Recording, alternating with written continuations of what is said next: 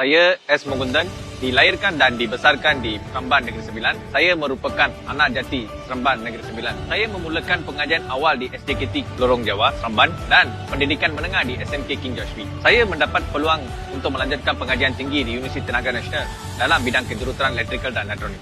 Saya mempunyai pengalaman berkhidmat sebagai jurutera penyerangan dan pengurusan bangunan selama 7 tahun. Saya juga mempunyai lesen perunding daripada Board of Valuers. Selepas tahun 2015, saya menceburi dalam bidang hartanah sebagai perunding hartanah bertauliah. Pada tahun 2018, saya dilantik sebagai pegawai khas Adun Seramajaya YBP Gunasekara dan saya berkhidmat sebagai pegawai khas selama 2 tahun. Selepas itu, saya dapat peluang untuk menjadi pembantu ahli majlis Bandaraya Seremban untuk Zon Seramajaya.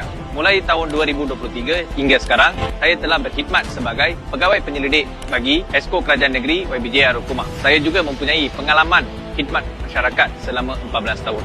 Saya menyertai parti DAP pada tahun 2012 selepas mendapat peluang bertemu dengan saudara SG YB Anthony Loke. Kata-kata beliau telah menjadi inspirasi serta memangkinkan semangat saya untuk berjuang dan berkhidmat untuk masyarakat tanpa mengira kaum, agama dan sebarang latar belakang. Saya akan memastikan aduan rakyat mendapat tindakan yang pantas dan berkesan. Saya akan memberi fokus dan keutamaan kepada penambahbaikan infrastruktur dan kemudahan asas yang sedia ada. Saya percaya bahawa latihan TVET mampu membuka lebih banyak peluang pekerjaan kepada pemuda dan pemudi. Maka saya akan menerapkan betapa pentingnya latihan TVET di kalangan golongan pemuda dengan menganjurkan beberapa program yang mampu membuka minda mereka untuk menyertai latihan TVET pada masa akan datang. Saya mempunyai satu visi dan plan tindakan untuk masyarakat di Dun Seramajaya.